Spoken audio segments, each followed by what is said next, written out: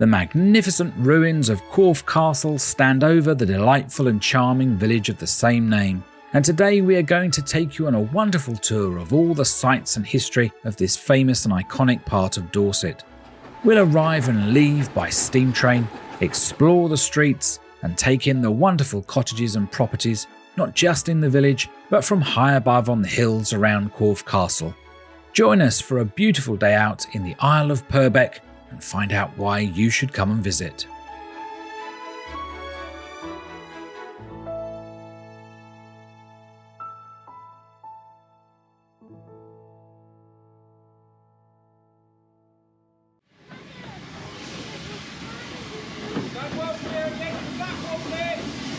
We are arriving at Corfe Castle in style on a heritage steam train. The castle remains dominate the skyline and provides an impressive approach to the village. If you watched last week's video, you'll know we explored the Victorian seaside town of Swanage a few miles away and took a ride up and down this wonderful restored branch line, saving a tour of Corfe Castle village for this week's video. The station building dates from the opening of the line in 1885 and is just a 5-minute stroll from the centre of this pretty village. Even if you don't want to take a train, come and see this wonderful station anyway and take a platform walk. If you would like to take a trip on the train as part of your visit to Corfe Castle and find out all the history of this scenic railway, be sure to watch last week's episode.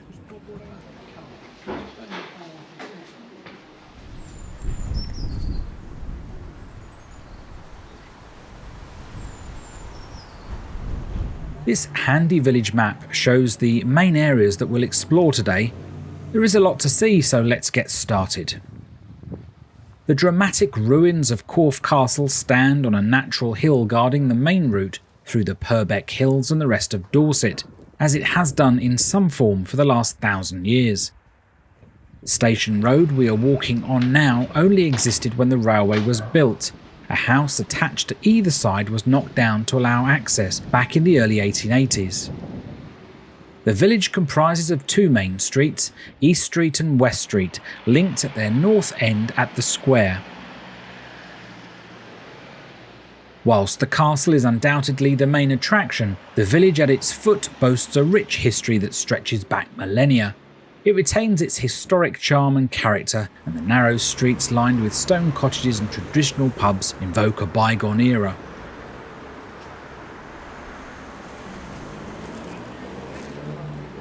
In medieval England, market crosses served as symbols of authorised markets, often erected in bustling squares.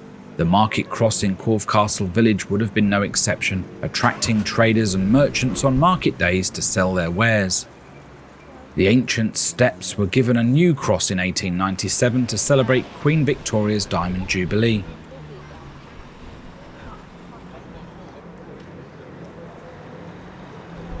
The charming water pump, another relic of Corfe Castle's past, once one of just a few sources of water for the villagers. The castle would have had its own well.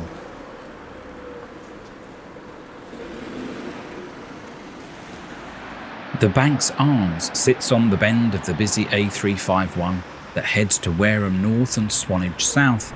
The Banks family played a significant role in the history of Corfe Castle, shaping its fate during the tumultuous period of the English Civil War and leaving a lasting legacy through their ownership of the estate. We'll talk more about that later.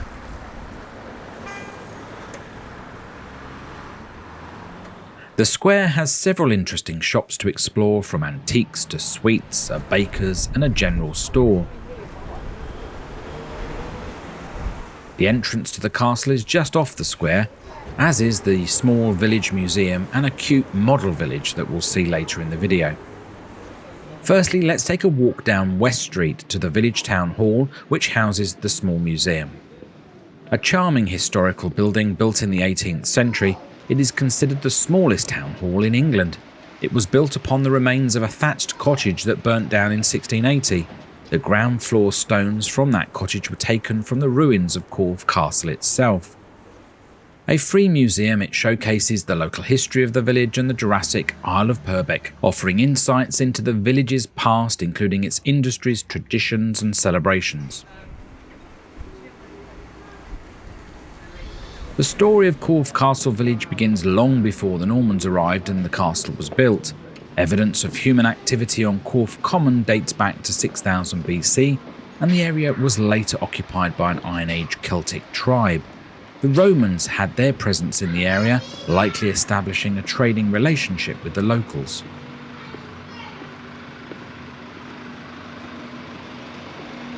The village was thrust into the national spotlight in 978 AD with the murder of King Edward the Martyr. In March 978, the young King Edward visited his half-brother Ethelred at Corfe Castle, then a Saxon stronghold predating the Norman ruins we see today. During his visit, tragedy struck as the teenage monarch was brutally murdered. The circumstances surrounding his death remain shrouded in mystery, but many historians believe he was killed on the orders of his stepmother, who sought to secure the throne for her own son. The young king's death led to his canonization as a saint. Behind the museum is the church dedicated to St. Edward the Martyr. With origins dating back to the 12th century, the church's architecture is a mixture of styles reflecting various periods of construction and renovation. Notable features include the tower, which likely dates to the 15th century, and the nave, which was rebuilt in the 19th century.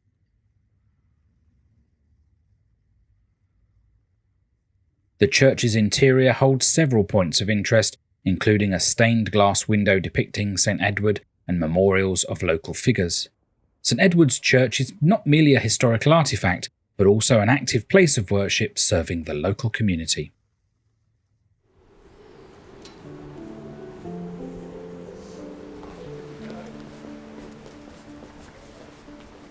Continuing along West Street, lined with charming independent boutiques, we transition to a quieter residential area dotted with delightful cottages.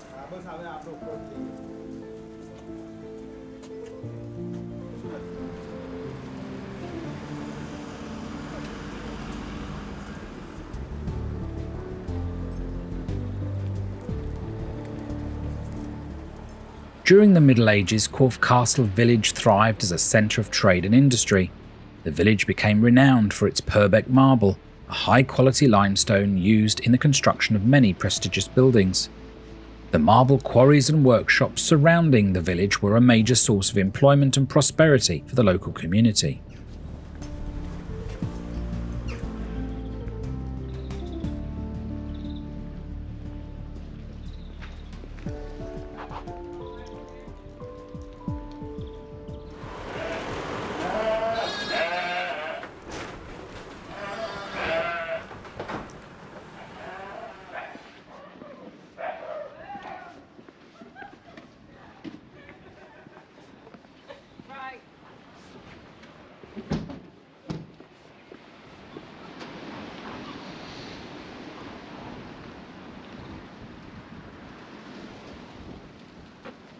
Another water source, this well was restored for the wedding of Charles and Diana, and as it's locked, it may well still contain water.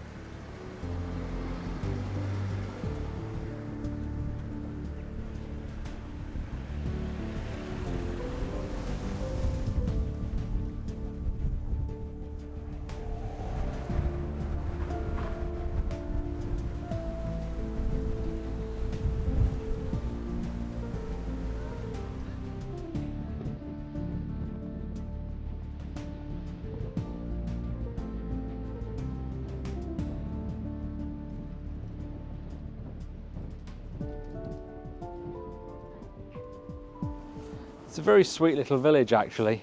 A lot of traffic, I mean it is very popular. We're almost coming up to Easter now, so I guess it's the beginning of sort of the high season. There will be lots of people here, but the streets and the little cottages are really cute.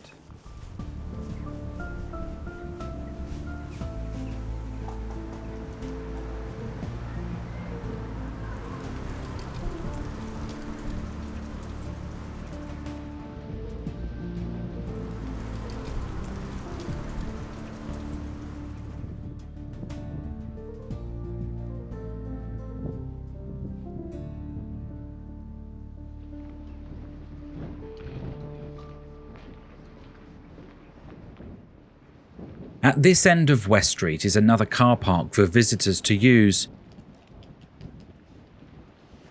Across from the cemetery, you can obtain quite good views of the castle, but for the best vantage point you need to walk up a steep hill to the Corfe Castle viewpoint. Let's head back towards the square and take a walk around the base of the castle and up to the viewpoint.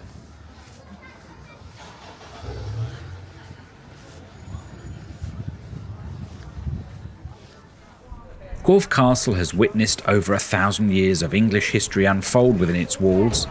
Whilst likely a fortified site before 1066, it was William the Conqueror who truly transformed Corfe into a stronghold. Unlike many hastily built Norman castles, Corfe's natural hilltop location was rapidly reinforced with stone walls, a testament to its importance. The castle's significance deepened under William's son, King Henry I, who added the iconic limestone keep in the early 12th century. This imposing structure, visible for miles, became a symbol of royal power. King John, infamous for his tumultuous reign, sought refuge and luxury at Corfe. He expanded the castle with a lavish gloriette, a mini palace boasting the finest craftsmanship of the era. Corfe also served as a prison for John's political rivals, including his nephew's sister, Eleanor of Brittany, who endured decades of captivity. In 1572, it transitioned from royal hands to private ownership, notably under Sir Christopher Hatton, a favoured courtier of Queen Elizabeth I. The castle eventually passed to the Banks family, prominent members of the Dorset gentry. They transformed the former fortress into a comfortable country residence, adapting it to the needs and tastes of the 17th century. However, the tranquility of their ownership was shattered by the outbreak of the English Civil War. The Banks family staunchly supported King Charles I, pitting them against the parliamentarian forces led by Oliver Cromwell. While Sir John Banks was away serving the king, his wife, Lady Mary Banks, became a symbol of unwavering loyalty. She heroically defended Corfe Castle during 2 separate sieges, demonstrating remarkable courage and resilience in the face of overwhelming odds. Despite her efforts, Corfe fell, and Parliament ordered its partial destruction. When the monarchy was restored, Lady Mary was eventually presented with the keys to the ruined castle, and it remained in their care until 1982, generously donated to the National Trust, ensuring its preservation for generations to come.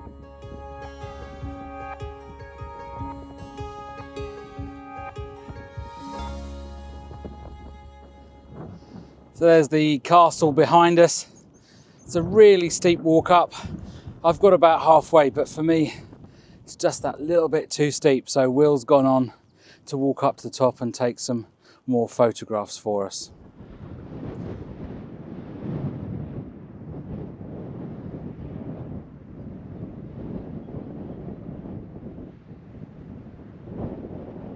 From this height, you really can see why this was a good location for a castle.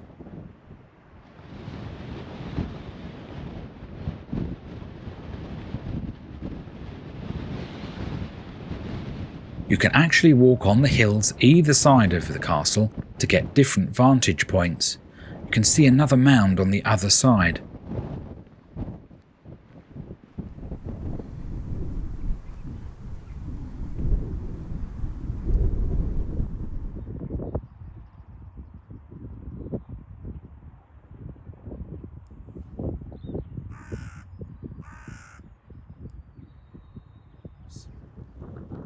It is really beautiful.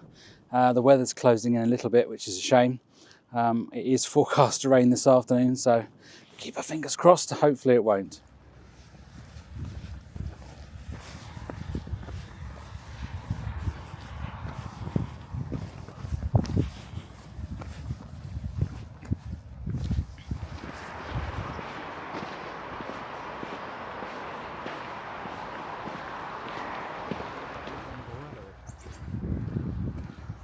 Continuing our walk around the base of the castle will bring us back to the main road, the A351, which passes through the village, where the main large car park is for visitors. It's also a great place to stop and watch the trains come past, and in peak season, that can be about every 15 minutes.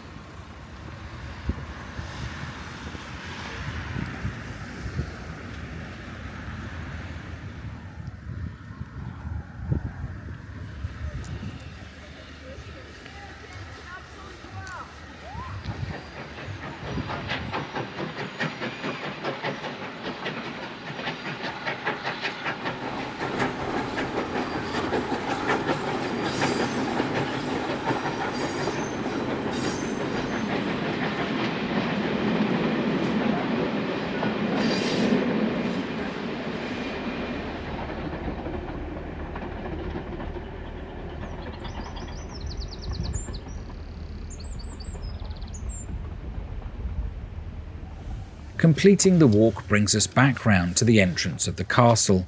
We won't be going inside as we've already paid to be on the railway all day, and we need to jump back on the train in a while.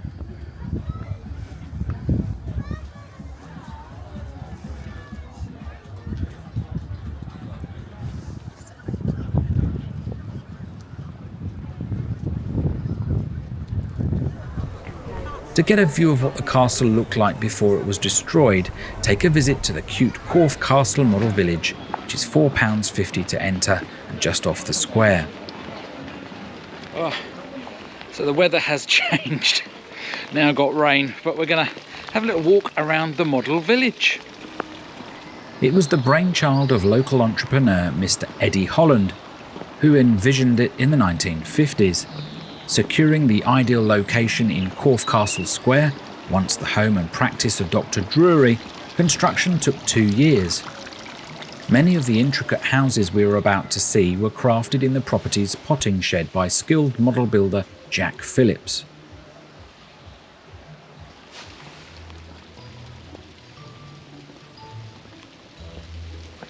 Opened in 1966, the meticulously crafted 1/20th scale model depicts the castle and village as they appeared in 1646, before the devastation during the English Civil War.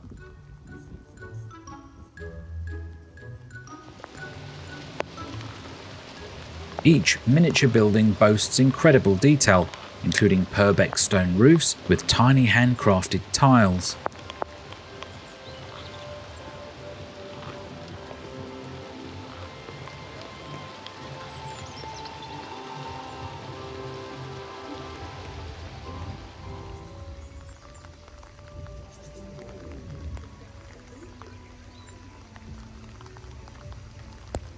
The castle was built on a man-made mound mirroring its real-life counterpart.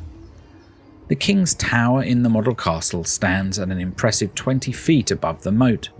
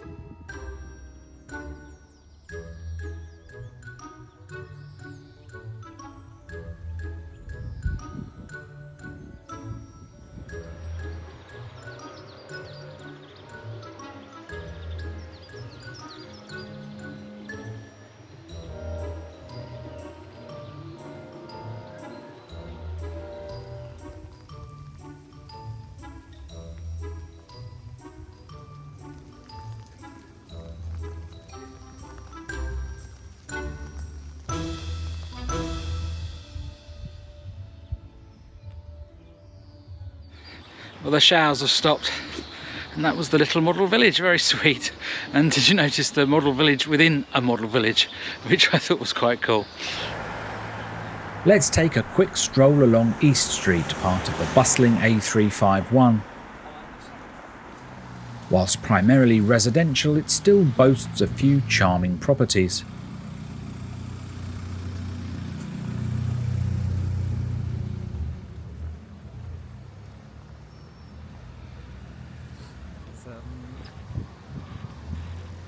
Really bad traffic, isn't it? Yeah, terrible traffic.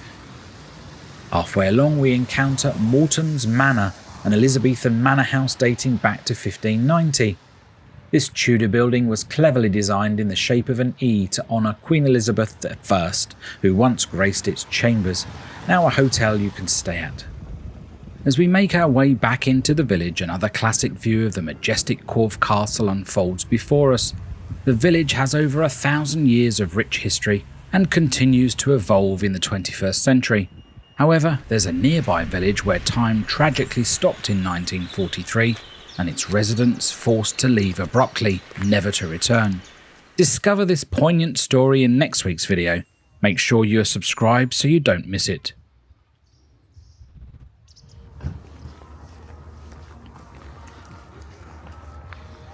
Now we're back at the station, ready to hop on our train to Swanage. If you're staying in the area or just curious, then check out that video for more local insights.